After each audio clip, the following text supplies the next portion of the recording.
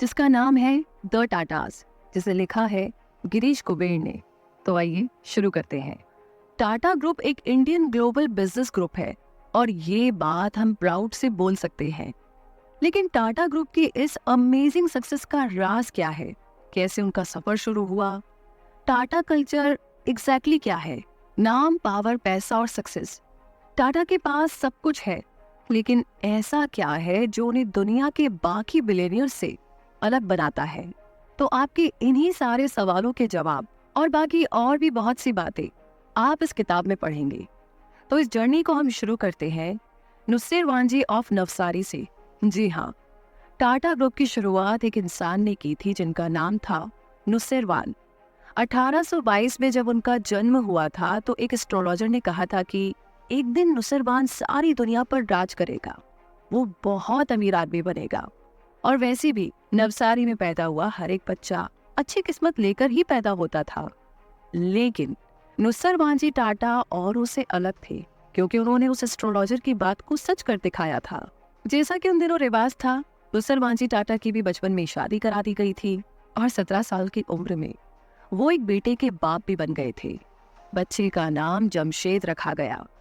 वो 1839 में पैदा हुआ था। नवसारी के ज्यादातर लोग अपने गांव से बाहर जाना पसंद नहीं करते थे और उनके लिए उनका गांव ही पूरी दुनिया था। लेकिन नुस्सेरवानजी थोड़े अलग थे। वो मुंबई जाकर के कोई बिजनेस शुरू करना चाहते थे। वो अपनी फैमिली के पहले इंसान थे जो नवसारी से बाहर गए हो। नुस्सेरवानजी ना तो ज्यादा पढ़े लिखे थे और ना ही उनके पास बिजनेस के लायक पैसा था। यहाँ तक कि उन्हें बिजनेस की कोई नॉलेज भी नहीं थी। लेकिन हाँ, उनके अंदर कुछ कर गुजरने का पैशन जरूर था। उनके सपने काफी बड़े थे और यही सपने उन्हें मुंबई लेकर आए और अपने साथ वो अपनी वाइफ और बेटे को भी लेकर गए। मुंबई जाकर के उन्होंने एक दोस्त की मदद से कॉटन का बिजनेस शुरू किया। नुस्सेरवानजी अपने बेटे के लिए बड़े बड़े सपने देखते थे। उनका बिजनेस अच्छा चल पड़ा था और अपने बेटे को बढ़िया एजुकेशन देने के लिए उनसे जो बन पड़ा उन्होंने सब कुछ किया। फिर कुछ ही सालों के बाद जमशेद जी ने अपनी कॉलेज की पढ़ाई पूरी कर ली। नुस्सेरवानजी चाहते थे कि उनके बेटे को इंटरनेशनल बिजनेस एक्सपोजर मिले, इसीलिए उन्होंने अपने बेटे को हांगकांग की ब्रिटिश कॉलोनी में भेज दिया। हांगकांग जाकर के जमशेद जी ने 3 पार्टनर्स के साथ मिलकर के बिजनेस शुरू किया और इस तरीके से टाटा कॉटन और ओपियम के डीलर बन गए। नुस्सेरवानजी का एक ब्रदर इन लॉ भी हांगकांग में ओपियम का डीलर था। उसका नाम था दादा भाई टाटा। दादा भाई टाटा का बेटा रतनजी दादा भाई टाटा यानी आर.डी. जमशेद जी से 17 साल बड़ा था। आर.डी. एक ओपियम डीलर था, साथ ही वो परफ्यूम्स और पर्ल्स का भी बिजनेस करता था। वो अक्सर बिजनेस के सिलसिले में फ्रांस जाता रहता था। आर.डी. को बिजनेस पर्पस के लिए फ्रेंच आनी बहुत जरूरी थी, इसीलिए जमशेद जी ने उसके लिए एक फ्रेंच टीचर रखा। लेकिन आर.डी. को ना सिर्फ फ्रेंच पसंद आई, बल्कि उसे टीचर की बेटी से भी प्यार हो गया था। उस लड़की का नाम था सुजाने। आर.डी. एक विडो था और उम्र में सुजाने से बड़ा भी था। फिर भी सुजाने को आर.डी. अच्छा लगा। दोनों एक दूसरे को चाहते थे। फिर जल्दी ही दोनों की शादी भी हो गई। लेकिन आर.डी. को डर था कि उसकी कंजर्वेटिव पारसी कम्युनिटी सुजाने को एक्सेप्ट नहीं करेगी, इसलिए उसने सुजाने को बोला कि वो ज़ोरोएस्ट्रियनिज्म में कन्वर्ट हो जाए, यानी कि पारसी धर्म को फॉलो करे। सुजाने पारसी बनने को बिल्कुल तैयार थी। उसने कन्वर्ट कर लिया और अपना नाम बदलकर सुनी रख लिया। आर.डी. और सुनी के 5 बच्चे हुए। उनके दूसरे बच्चे का नाम जहांगीर था, जिसे सारी दुनिया जे.आर.डी. के नाम से जानती है। तो इस तरीके से टाटा फैमिली का बिजनेस काफी अच्छा चल रहा था। वो लोग चाइना और यूरोप को ओपियम और कॉटन एक्सपोर्ट करते थे और इंडिया में चाय, टेक्सटाइल और गोल्ड इंपोर्ट करते थे। उनका बिजनेस तेजी से बढ़ रहा था और जल्द ही जमशेद जी ने शंघाई में अपना सेकंड ऑफिस भी खोल लिया था। जमशेद जी ने टाटा बिजनेस को यूरोप में एस्टेब्लिश किया था। उस टाइम पैसेंजर एयरलाइंस नहीं होती थी, इसलिए उन्हें शिप से ट्रैवल करना पड़ता था। तब क्रूज शिप्स भी नहीं चलते थे, इसीलिए लोग अपने कार्गो के साथ ही ट्रैवल करते थे। इनफैक्ट जमशेद जी को कभी कभी लाइव स्टॉक के साथ भी ट्रैवल करना पड़ता था। चिकन, पिग्स, गोट्स वगैरह को फ्रेश मीट के लिए ट्रांसपोर्ट किया जाता था। लेकिन जमशेद जी ने सब कुछ बर्दाश्त किया। जानवरों की बदबू, लॉन्ग जर्नीज और सी सिकनेस, सब कुछ। क्योंकि उनकी नज़र जो थी ना वो अपने गोल पर थी। उनका सपना था लंदन में एक टाटा ऑफिस खोलना। और इसी के साथ जर्नी में थोड़ा आगे बढ़ते हैं और बात करते हैं उस आदमी की जिसने अपने सपनों को बुना। मतलब ये कि इंग्लैंड जाकर के जमशेद जी ने मैन्युफैक्चरिंग के बारे में काफ़ी कुछ सीखा। अब वो कॉटन ट्रेडिंग के साथ साथ मैन्युफैक्चरिंग बिजनेस भी करना चाहते थे। 1873 यानी कि 1873 में जमशेद जी ने अपनी खुद की स्पिनिंग और वीविंग मिल खोली। उस जमाने में ज्यादातर बिजनेसमैन बॉम्बे या अहमदाबाद में मिल्स खोलते थे, लेकिन जमशेद जी ने नागपुर सिटी को चूज किया जो कॉटन फॉर्म्स के नजदीक थी। जमशेद जी ने इंग्लैंड से बेस्ट क्वालिटी की मशीनरी ऑर्डर की और मशीनरी ऑपरेशन के एक्सपर्ट भी हायर किए। तो अपने इस नए बिजनेस का नाम उन्होंने एम्प्रेस मिल्स रखा था। लेकिन मिल चलाने में सबसे बड़ा चैलेंज था नागपुर का वर्क कल्चर। नागपुर के लोग आराम पसंद ज्यादा थे, जबकि बॉम्बे में लोग छुट्टी वाले दिन भी काम करते थे। लेकिन नागपुर में रोज सिर्फ 80% लोग ही काम पर आते थे। लोग छोटी छोटी बातों पर छुट्टी मार लेते थे। ऐसे में एम्प्लॉयज को पनिशमेंट देने की बजाय जमशेद जी ने एक पॉजिटिव सोल्यूशन निकाला। उन्होंने एम्प्लॉयज के लिए प्रोविडेंट फंड स्कीम या कहे कि पेंशन प्लान निकाला ताकि रिटायरमेंट के बाद भी लोगों की जिंदगी आराम से चल सके। जमशेद जी ने एक इंश्योरेंस स्कीम भी शुरू की। अगर कोई एम्प्लॉय काम के दौरान घायल हो जाए या उसकी डेथ हो जाए तो उसे और उसकी फैमिली को मेडिकल एक्सपेंस मिल सके। वो अपने वर्कर्स के लिए स्पेशल इवेंट्स जैसे कि स्पोर्ट्स डे और फैमिली डे भी ऑर्गेनाइज कराते थे, जहां पर गेम्स के विनर को इनाम के तौर पर कैश, रिस्ट वॉचेस या गोल्ड चेन्स मिलती थी। तो ये जमशेद जी की इनोवेटिव आइडियाज का ही कमाल था, जो एम्प्रेस मिल के वर्कर्स अपने काम को लेकर के और ज्यादा मोटिवेटेड फील करने लगते थे और उनके वर्क एथिक्स में भी काफी सारे चेंजेस आए थे। इस तरह के पेंशन प्लान और इंश्योरेंस बहुत इंपॉर्टेंट थे और उस टाइम में तो इंग्लैंड में भी वर्कर्स को इस तरह की फैसिलिटी नहीं दी जा रही थी। जमशेद जी के इस इनिशिएटिव से ना सिर्फ उनके गुडविल नेचर का पता चलता है, बल्कि ये भी जाहिर होता है कि वो बहुत दूर की सोचते थे। और टाटा कल्चर में हमेशा इन्हीं छोटी छोटी बातों का ध्यान रखा जाता है। एम्प्रेस मील टाटा ग्रुप की फाउंडेशन बनी। ये मील पूरे 100 सालों तक चली।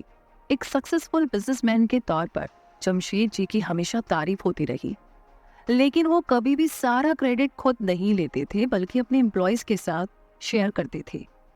तो इसी बहुत ही अमेजिंग बात के साथ इस जर्नी में आगे बात करते हैं बैप्टिज्म बाय फायर, यानी कि जेआरडी फ्रांस में पला बढ़ा था।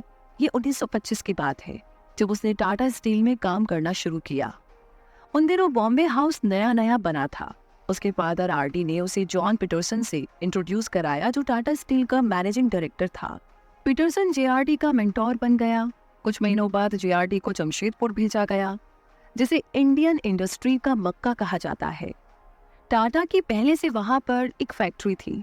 जेआरडी को हर डिपार्टमेंट में एक दिन बिताना पड़ता था और देखना था कि वहां पर कैसे काम होता है। जब गर्मियां आई तो आरडी बाकी फैमिली के साथ फ्रांस चले गए।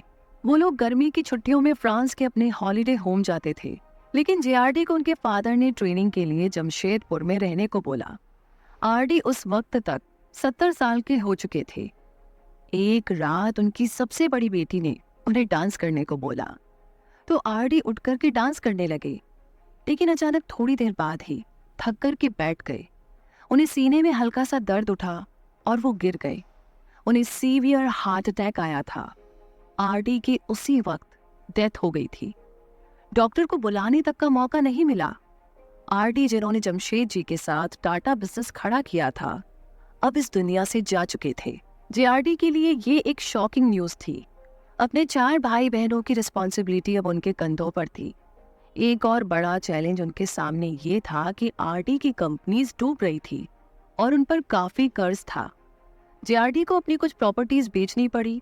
उन्होंने सुनीता हाउस, पुणे वाला बंगला और फ्रांस का हॉलिडे होम बेच दिया।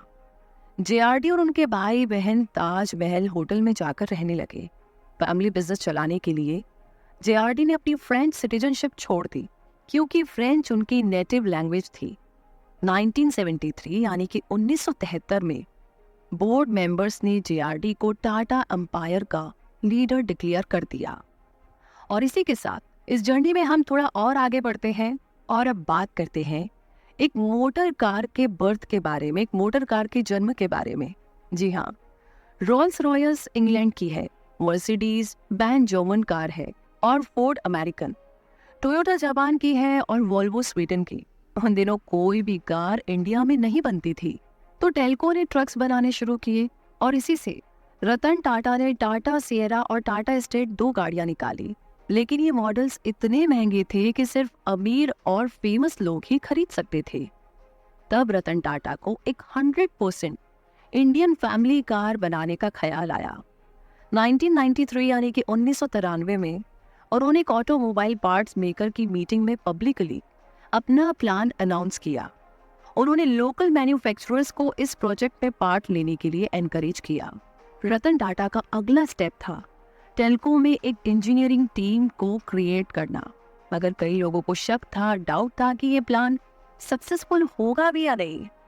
तो सबसे पहले इसके लिए बहुत ज़्यादा पैसे की ज़रूरत थी, और दूसरी बात, लोगों को लगता था कि इंडिया में फैमिली कार की कोई मार्केट है ही नहीं, और तीसरी बात, क्या वाकई में कोई कार 100% इंडियन हो सकती है। लेकिन रतन टाटा एक विजनरी थे। वो ऐसी कार चाहते थे जिसमें 5 लोगों के बैठने लायक जगह हो, क्योंकि आम इंडियन फैमिली काफ़ी ट्रैवल करती है, तो सामान की भी अच्छे से जगह होनी चाहिए, और इसके साथ ही गाड़ी इतनी स्ट्रॉन्ग हो कि इंडियन सड़कों पर सरवाइव कर सके। तो रतन टाटा अपने काम में जुट गए। उन्होंने बेस्ट इंजीनियर्स चूज किए और 120 करोड़ रुपए उन्होंने CAD यानी कंप्यूटर एडेड डिज़ाइन में इन्वेस्ट किए। वैसे ये काफ़ी बड़ी इन्वेस्टमेंट थी, लेकिन उन्हें पता था कि कार के बढ़िया डिज़ाइन के लिए CAD कितने काम आ सकती है। तो डिज़ाइन फाइनल होने के बाद अगला जो स्टेप था वो था प्रोटोटाइप को रिप्रोड्यूस करना। रतन ने टेल्को फैक्ट्री के अंदर 6 एकड़ की जगह अलॉट कर दी। कई लोगों ने इस बात पर न उनका मजाक भी उड़ाया कि रतन टाटा का एक पूरी तरह से इंडिजीनियस कार बनाने का सपना क्या वाकई में सच में पूरा होगा। लेकिन वो रतन टाटा थे, उनकी सोच भी बहुत बड़ी थी और सपने भी। उन्हें अच्छे से समझ में आ गया था कि लोकल कार की डिमांड तो रहेगी ही, और इसके लिए फैक्ट्री में एक काफी बड़ी जगह और टॉप क्वालिटी की मशीनरी की जरूरत पड़ेगी। तभी कहीं से रतन को निसान ऑस्ट्रेलिया की एक कंप्लीट लेकिन अनयूज्ड असेंबली लाइन के बारे में पता चला। तो जापानीज कार मैन्युफैक्चरर इन्वेस्टमेंट के तौर पर रिटर्न पाने की बात से ही खुश हो गया था। रतन को ये सारी मशीनरी काफी लो प्राइस यानी कि 100 करोड़ में मिल गई। लेकिन अभी एक चैलेंज और बाकी था। उन्हें यह सारा असेंबली मटेरियल ऑस्ट्रेलिया से इंडिया ट्रांसपोर्ट करना था, और ये काम बहुत मुश्किल था, क्योंकि पहली बात तो उनके इंजीनियर्स को ये सारे पार्ट्स बहुत ही ध्यान से डिसमेंटल करने होंगे और लेबल्स के लेआउट को बहुत ही केयरफुली स्टडी करना होगा ताकि उन्हें सीक्वेंस में असेंबल कर सके। फिर हर एक पीस को अच्छे से पैक करके इंडिया भेजना था। असेंबली लाइन का टोटल वेट करीब 14,800 था, जिसके लिए 650 कंटेनर्स लगे थे। तो ये सारी मशीनरी ऑस्ट्रेलिया से इंडिया लाने में उन्हें करीब 6 महीने लगे। फाइनली असेंबली लाइन को टेल्को फैक्ट्री में सेट किया गया। तो ये 500 मीटर लंबा था और 450 रोबोट्स इस पर काम कर रहे थे। रतन टाटा पर्सनली विजिट करने आए। उन्होंने एक पार्ट देखा जिसे असेंबल करने के लिए एक इंजीनियर को अप एंड डाउन जाना पड़ रहा था। अगर फैक्ट्री में रोज की 300 कारें बनेगी तो इसका मतलब था कि उस इंजीनियर को 600 बार ऊपर नीचे जाना पड़ेगा। तो रतन टाटा ने एक रोबोट को उस पर्टिकुलर पार्ट को मॉडिफाई करने का ऑर्डर दिया। हम नहीं चाहते कि हमारे लोग इस तरह की कमर तोड़ वाला काम करें, रतन टाटा बोले। उन्होंने ये भी नोटिस किया कि उनके कुछ इंजीनियर्स को हर रोज 500 मीटर की असेंबली लाइन के ऊपर से जाना पड़ता है। तो उन्होंने उन लोगों के लिए साइकिल्स ऑर्डर कर दी ताकि आने जाने में उनकी एनर्जी वेस्ट ना हो। तो इस तरीके से 1998 यानी कि 1998 के कार एग्जीबिशन में रतन टाटा ने खुद कार चलाई, जो कि पूरी तरह से इंडिया में बनी थी। दूसरी कार ब्रांड्स ने ब्रांडिंग के लिए खूबसूरत मॉडल्स को रखा हुआ था और उनके प्रोडक्ट्स रोटेटिंग प्लेटफॉर्म्स पर डिस्प्ले के लिए रखे गए थे। लेकिन टाटा वालों का स्टॉल सबसे अलग था। मेल मॉडल्स ने पगड़ी और फीमेल मॉडल्स ने साड़ी पहनी हुई थी। कुछ स्कूली बच्चे भी हाथों में तिरंगा लिए खड़े थे। उसके बाद रतन टाटा ने बहुत ही सम्मान और बहुत ही प्राउड से इंडियन कार में एंट्री की। एक आदमी ने एक कमेंट किया, वाओ, ऐसा लग रहा है जैसे कोहिनूर गाड़ी में बैठकर आ रहा है। तो रतन टाटा ने अपनी इस नई कार का नाम रखा इंडिका। लॉन्च के 1 महीने बाद ही इंडिका ने 14% मार्केट शेयर पर होल्ड कर लिया था। लेकिन एक बड़ी प्रॉब्लम आ रही थी, कई सारे यूनिट्स डिफेक्टिव निकल रहे थे। टाटा मोटर्स ने पूरे 500 करोड़ रुपए खर्च करके इस प्रॉब्लम को फिक्स किया। उन्होंने पूरे देश के अंदर कस्टमर केयर कैंप खोले जहां पर कस्टमर्स फ्री में डिफेक्टिव पार्ट्स को रिपेयर करवा सकते थे। रतन टाटा ने अपने सारे कस्टमर्स को यकीन दिलाया कि उनकी गाड़ियों को ठीक कर दिया जाएगा। लेकिन इसके बावजूद भी बहुत से लोगों को अभी भी ना अपने देश की बनी हुई चीजों पर डाउट था। लोग बोल रहे थे कि इंडिका देश में बनी है, इसीलिए इसके पार्ट्स इतने डिफेक्टिव निकल रहे हैं। आम जनता की राय से रतन टाटा को बहुत मायूसी हुई और फिर टाटा मोटर्स इंडिका का न्यू वर्जन इंडिका 2.0 यानी इंडिका V2 लेकर आया। और इस नई कार के साथ ही रतन टाटा ने ये साबित कर दिया था कि हम लोग भी 100%, 100% इंडियन लेकिन वर्ल्ड क्लास क्वालिटी की कार्स बनाने की पूरी काबिलियत रखते हैं। ये नया मॉडल पहले वाले से हर हाल में बेहतर था। बीबीसी ने इवन इसे बेस्ट कार का अवार्ड भी दिया। इसने कई सारे मार्केट सर्वे भी जीते। तो इस पॉइंट पर आकर के टाटा मोटर्स फुल फॉर्म में चलने लगी थी। रतन टाटा लोगों को ये मैसेज देना चाहते थे कि अगर हमें खुद पर यकीन है तो नामुमकिन कुछ भी नहीं है। वो देश की यंग इंजीनियर्स को ये विश्वास दिलाना चाहते थे कि हम इंडियंस भी वर्ल्ड क्लास चीजें बना सकते हैं। वो सारे हिंदुस्तानियों को खुद पर यकीन रखना सिखाना चाहते हैं। रतन टाटा से पहले किसी ने भी एक फुली इंडियन मेड कार के बारे में कभी नहीं सोचा था। लेकिन